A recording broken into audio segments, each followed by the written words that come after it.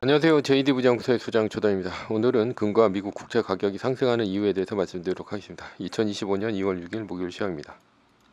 조단 777닷컴에서 매뉴얼과 함께 자산을 10년에 10배, 20년에 100배로 늘리시고 조기 은퇴하시기 바랍니다. 주소창에 조단 777닷컴을 치시면 됩니다. 유튜브 멤버십에서는 더 이상 매뉴얼을 운영하지 않습니다. 뉴욕 마켓워치 관세 우려 완화, 국채 발행 유지, 주가 채권 올라가고 달러 떨어졌다라는 기사가 있는데요. 어제는 나스닥이 0.19%, S&P 500 지수가 0.39%, 다우존스 지수가 0.71% 오르며 3대 지수 모두 상승했습니다. 메인 이슈입니다. 금과 미국 국채 가격이 상승하는 이유. 국제 금 가격이 2,890달러를 넘어섰습니다. 2024년 12월 2,600달러까지 떨어졌던 금 가격이 트럼프 대통령의 당선 이후 가파르게 올랐습니다. 관세 영향으로 안전자산으로 자금이 몰리고 있는 중입니다. 금의 가격은 관세와는 관계가 없죠. 그만큼 현재 주식시장은 관세로 인한 변동성이 아주 커졌다고 볼 수 있고 금 쪽으로 지금 몰려갔다고 볼 수가 있습니다. 머스크에 저항한 공무원 줄줄이 정직, 트럼프 좌파 미치광이 쫓아내야라는 기사가 있는데요. 머스크가 이끄는 정부 효율부인 도지가 연간 예산 400억 달러를 쓰는 국제개발처 USAID를 박살내고 있습니다. 머스크가 앞으로 연방 정부의 구조조정을 지속적으로 진행할 것인데요. 게다가 트럼프가 미국의 교육부를 없애는 행정명령을 할 것이라는 보도도 나왔습니다. 연방 공무원 중 2만 명이 희망퇴직에 지원했다는 소식도 있었고요. 트럼프와 머스크가 연방 정부의 공무원과 부처를 없애면서 비효율을 줄이고 있는 중입니다. 연방 정부의 비효율이 제거되면 미국의 국채 수익률은 떨어질 수 있습니다. 왜냐하면 미국은 연방 정부의 비효율 때문에 미국의 재무부는 너무 많은 국채를 찍어내고 있죠. 그러나 이렇게 트럼프와 도지가 연방 정부의 비효율을 제거한다면 미국은 국채를 덜 찍어낼 것이고 국채 발행량이 줄어들면 미국의 국채 가격은 오르고 국채 수익률은 떨어지게 되어 있습니다. 국채를 덜 찍어내면 세금을 덜 걷어도 되겠죠. 따라서 세금을 덜 걷게 되면 남아도는 세수만큼 트럼프가 기업의 법인세를 낮춰줄 수가 있습니다. 기업의 법인세가 낮춰주면 주가는 올라갑니다. 트럼프는 주가가 오르는 것을 자신의 업적으로 생각하고 있습니다. 따라서 주가가 오르기 위해서는 연방정부의 구조조정이 중요합니다. 연방정부의 구조조정은 주로 딥스테이트가 될 것입니다. 이것 때문인지 어제 미국의 10년물 국채는 4.5% 밑으로 떨어졌습니다. 캐나다, 멕시코의 관세 부과 유예와 생각보다 약한 중국의 보복 관세 때문에 주가는 상승 반전했습니다. 그러나 관세의 큰 충돌은 미국이 EU와의 관세를 때리면서 일어날 것으로 보입니다.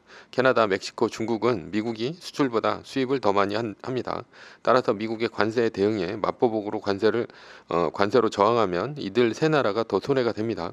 그러나 미국과 EU는 GDP에서 차지하는 수입 비중이 20% 그리고 17%로 서로 엇비슷합니다. 미국이 관세를 때릴 때가 EU가 저항하면 생각보다 관세로 인한 주가의 변동성이 더 커질 수가 있습니다. 어제 알파벳은 실적 발표 후 클라우드 부문 실적이 안 좋아 7% 넘게 떨어졌습니다. AMD도 데이터 센터 실적이 예상에 못 미쳐 6% 넘게 떨어졌습니다. 애플은 중국이 반도점 조사를 한다고 해서 주가가 2% 넘게 떨어지면서 시작을 했으나 장 막판 하락분을 거의 되돌리며 약보합세로 마감했습니다. 엔비디아는 빅테크가 주문을 크게 늘리고 있다는 소식에 5% 넘게 올랐습니다. 결론입니다. 미국은 이제 관세가 가장 큰 영향을 미치고 있습니다. 따라서 주가의 변동성이 지속될 것으로 보입니다. 서브 이슈입니다. 삶의 주인으로서 살아가기. 한국 학생이 미국으로 유학을 가서 박사를 할 때 논문이 필요합니다. 필수죠. 논문을 쓰려고 할 때 가장 어려운 것이 있습니다. 어려운 것은 바로 논문의 주제를 정하는 것입니다. 논문의 주제를 정하는 것이 왜 어려울까요? 왜냐하면 한국의 교육은 수능과 같이 정해진 문제를 풀어보기만 했지 자신이 스스로 문제를 만들어 본 적이 없기 때문입니다. 정해진 문제는 정답이 있죠. 그러나 자신이 스스로 만든 문제에는 정답이 없습니다. 정답이 없는 문제를 풀어오지 못한 사람이 어떻게 문제를 만듭니까?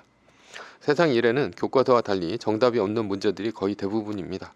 그래서 우리나라가 남의 것을 따라하는 패스트 팔로워는 잘하는데 스스로 창조해내는 퍼스트 무버가 잘 안됩니다. 이것은 우리나라 교육 시스템과도 관련이 있다고 생각합니다. 한국에서 시험 점수를 잘 받으려면 덮어놓고 외워야 합니다. 비판적 사고와 같은 것을 했다가는 시험 망하고 대학 입시에서 실패합니다. 따라서 교과서가 맞건 틀리건 덮어놓고 달달 외워야 합니다. 대학교도 다르지 않습니다. 교수의 말을 녹음해서 그대로 옮겨 적고 심지어 농담까지 받아 적습니다. 이것을 요약해서 시험 볼 때 답안지에 교수의 생각을 그대로 옮겨 써야 A+를 맞을 수 있습니다. 이런 암기식 교육의 폐해는 무엇일까요? 명문대를 나오고 선망받는 직업을 얻어도 비판적 사고를 못하고 생각이 감정적이며 쏠림이 심하다는 얘기입니다. 그래서 우리나라 초특급 연예인들은 부자가 많습니다. 연예인이 하는 광고를 소비자가 덮어놓고 소비하기 때문에 몸값이 올라가기 때문이죠. 일본만 하더라도 연예인이 하는 광고는 명품과 같은 일부 품목에 불과합니다. 그 외의 광고는 주로 제품의 성능이 나옵니다. 제품이 주인공이란 얘기죠. 그러나 우리나라는 모든 광고에 연예인이 출연합니다. 왜냐하면 연예인의 얼굴을 보고 소비자가 제품을 소비하기 때문이죠. 그래서 우리나라 연예인이 일본의 연예인보다 10배는 더 본다고 합니다. 일본이 우리나라보다 인구수에서 2배가 더 많은데도 말이죠. 연예인의 수입 또한 암기식 교육의 폐해입니다. 우리는 일상을 살아갈 때도 남이 만들어 놓은 기준을 따라갑니다. 그래서 우리는 항상 창조자가 아닌 팔로워들입니다. 팔로워란 항상 외부의 것을 기준 삼아 사는 것이 습관화된 사람들입니다. 자신이 주인이 되는 사람은 누구일까요? 외부의 기준을 따라하는 팔로워가 아니라 나의 기준을 만드는 창조자가 됩니다. 2018년 10월 4일 나스닥 마이너스 4%가 떴습니다. 그리고 그해 12월까지 나스닥이 23% 떨어지고 세계 1등 주식이었던 애플의 주가는 마이너스 45%가 떨어졌습니다. 처음 겪는 일이라 허둥지둥했습니다. 떨어지고 팔면 오르고 사면 떨어지면 팔고 오르면 사면서 계좌가 녹고 있었습니다. 수억 원을 잃어버리면서 밤에는 잠이 안 왔습니다. 저도 당시에 주식책을 닥치는 대로 읽으면서 주가가 폭락할 때 어떻게 대처해야 하는지 외부의 기준을 찾았습니다. 그러나 워렌 버핏을 비롯한 어떤 주식의 대가도 공황에 대한 기준을 제시하지 않았습니다.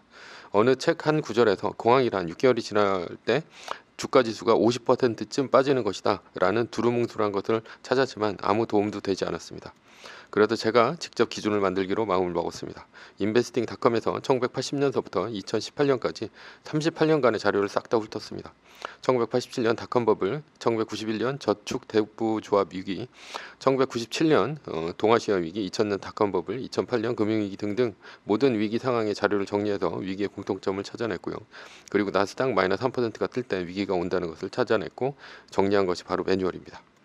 이후 2020년 코로나 위기가 닥치고 나스닥 마이너스 3%는 위기를 모면하게 도와줬습니다. 그러나 2020년 코로나 위기에서 연준이 개입하면서 V자 반등이 일어났고 기존의 매뉴얼의 약점으로 인해 상승에 늦게 올라탔습니다. 약점이란 공황을 피하는 안전한 방법만 알았지 빠르게 오를 때 대응하는 방법이 미흡했다는 것입니다.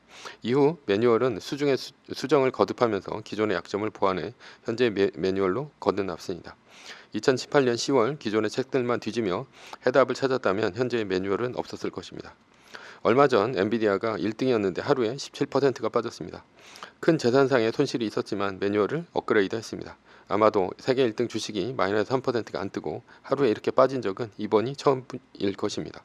1987년 블랙 먼데이 때 당시 미국의 1등이었던 IBM이 22.96%가 하루에 떨어지긴 했지만 전 거래일에서 마이너스 3%가 떴기 때문에 매뉴얼상으로는 전혀 타격이 없었습니다. 기존 매뉴얼 말이죠. 그래서 과거의 케이스에서 손실 예상을 못했기에 매뉴얼이 없었고요. 이번 매뉴얼이 없었고 전혀 대응을 못했습니다. 저는 보통의 사람입니다. 똑똑한 놈이라면 맞기 전에 대책을 세웠고 주가가 떨어지기 전에 피했을 것입니다. 그러나 저는 한 번 쳐맞았지만 두 번 다시 쳐맞지 않습니다. 반드시 이렇게 쳐맞은 것은 잊지 않고 대책을 세웁니다. 정말로 멍청한 놈은 한 번 쳐맞고 같은 일이 일어났을 때 또 쳐맞는 놈입니다. 멍청한 놈이 되지 않으려면 같은 일로 두 번 다시 쳐맞지 않아야 합니다. 결론입니다. 자신이 주인으로 산다는 것은 어떤 것입니까? 남의 노예가 아닌 나의 주인이 되어야 합니다. 욕망의 수행자가 아닌 욕망의 실행자가 되어야 합니다. 남의 말을 따르는 사람이 아닌 나의 말을 하는 사람이 되어야 합니다. 매뉴얼입니다. 세계 1등 주식은 전고점 대비 2.5% 떨어질 때마다 10%씩 팔면서 숏을 치며 리밸런싱을 하다가 나스닥 마이너스 3%가 뜨면 숏을 치며 말뚝을 박습니다. 그러다 반등이 시작되면 V자 반등 리밸런싱을 하면 됩니다. 자세한 내용은 JD부장구소 인강 사이트에서 강의를 들으시면 됩니다. 전제는 세계 1등 주식은 우상해야 합니다. 매뉴얼을 지키며 세계 1등에 투자하면 매년 25%의 복리로 10년간 10배, 20년간 100배로 재산을 불릴 수도 있습니다. 위의 상황은 매뉴얼일 뿐입니다. 따를 사람은 따르고 참고할 사람은 참고하시면 됩니다. 주식을 사고 파는 것에 대한 모든 책임과 이득은 본인에게 있습니다. 매뉴얼을 지키려면 머리를 쓰지 말고 머리를 쓰려면 매뉴얼을 지키지 맙시다. 오늘은 금과 미국 국채 가격이 상승하는 이유에 대해서 말씀드렸고요. 지금까지 JD 부장부서의 소장 조단이었습니다. 지금까지 들어주셔서 감사합니다.